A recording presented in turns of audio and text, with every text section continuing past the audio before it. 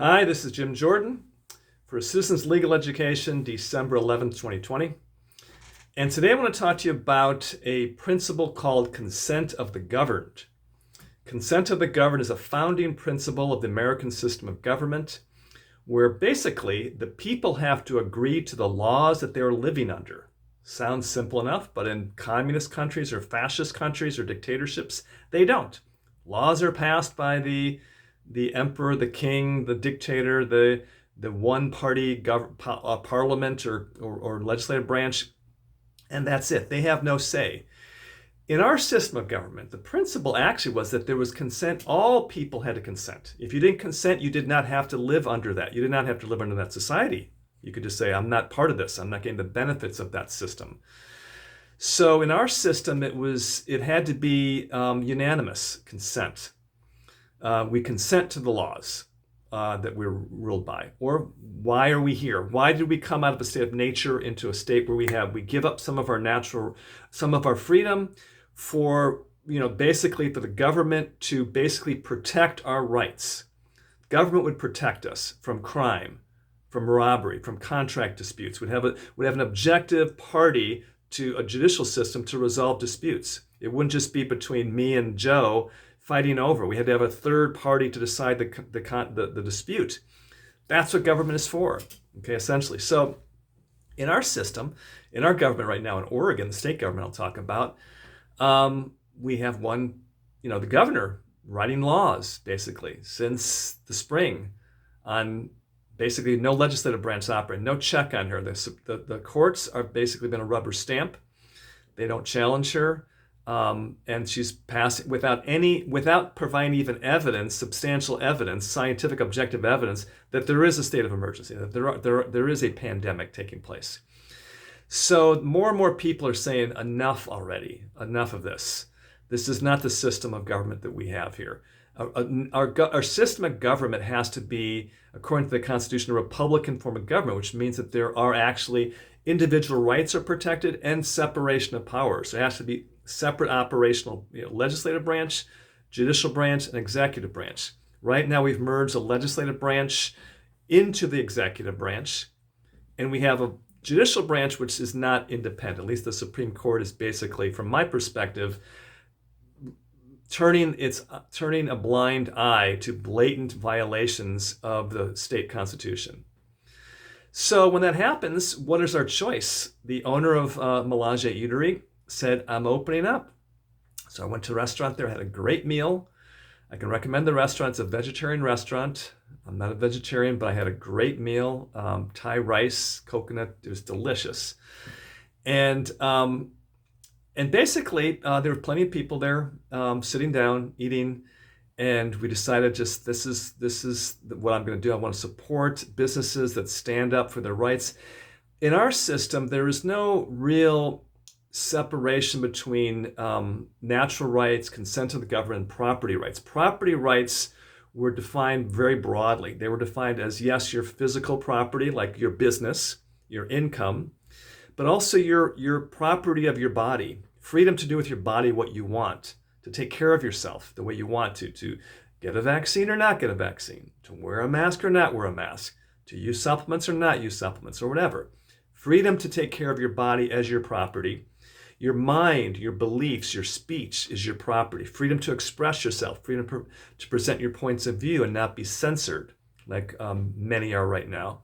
So property was life and liberty and your physical property. So there's no separation. So in this case, when the governors of many states are basically depriving people of their property, which is their actual property, their income, their personal property, taking care of their bodies the way they want, doing this without due process of law, in other words, without a judicial procedure to prove and demonstrate that that person is a threat to society, that's a violation of your Fifth Amendment constitutional rights, due process of law. You cannot be deprived of your property without due process of law.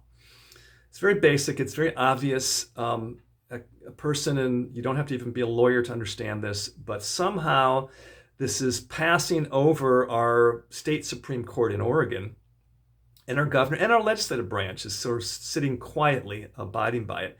But the people are not, at least not all of them. There's a few other businesses in town that are just saying, we're going to be constitutionally compliant, which means they're going to comply with the Constitution and not the governor's orders, which are unconstitutional.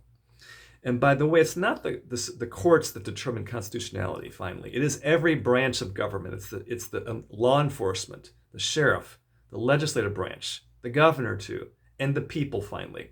We decide what is constitutional or not. Ultimately, we have to decide. And if the vast majority of people are going to comply with executive orders that are unconstitutional, there's going to be generally that level of compliance. As people start to question this, the validity of it, they'll start to do like what this owner in the restaurant in Medford's doing, just starting to operate their lives as if it's their lives, it's their property. They can choose for themselves what's a risk. If you don't want to go in the restaurant, don't go in the restaurant. If you don't want to open your business, don't open your business. It's your choice.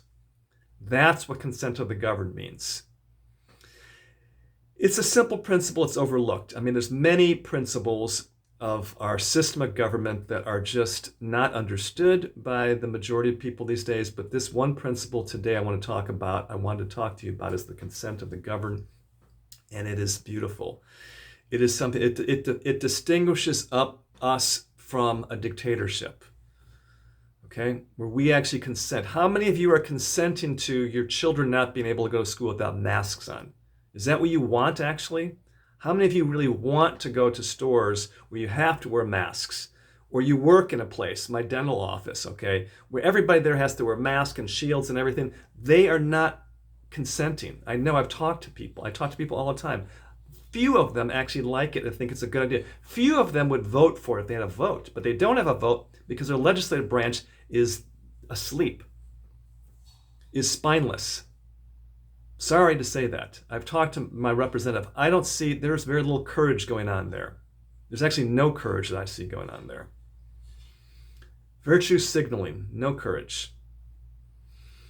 So that is the state of things as it is now, but yet the good news is there are some courageous people, and taking their own risks, if you think there's a risk, it's your business.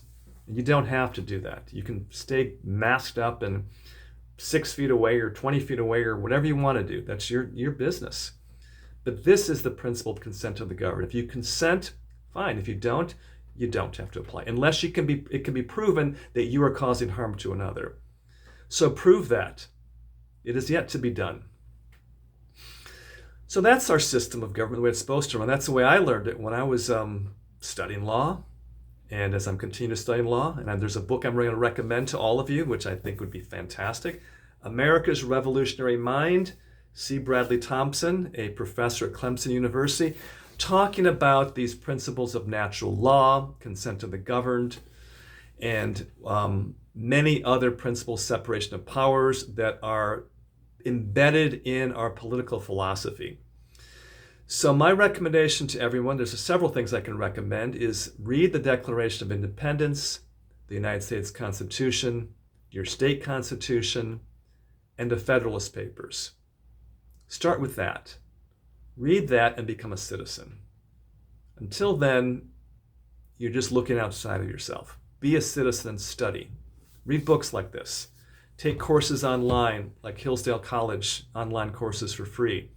Can teach you the Constitution, the executive branch, the presidency, Congress, the judicial branch, our political philosophy of the United States. Study the Founding Fathers' teachings in the Federalist Papers. I mean, learn what it is to be part of the American system. It is a blessing. This woman fled, her parents and her fled communist Romania for freedom. And they came here, and now they're seeing the same thing happening here as it did in Romania. And it's terrifying to her. I saw it in her eyes. I see it too. I was born here. I understand what we are supposed to be, and we are not living. We need to be the change, the people. It's way beyond politics. It's way beyond Republican or Democrat. I'm an independent. I'm not any party. It's way beyond that. It's principle.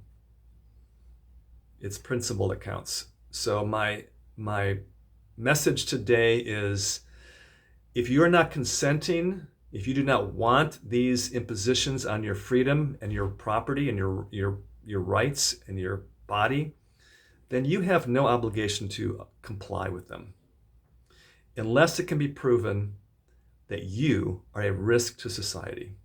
And without that, you are free. This is Jim Jordan with the Citizens Legal Education, wishing you a great day.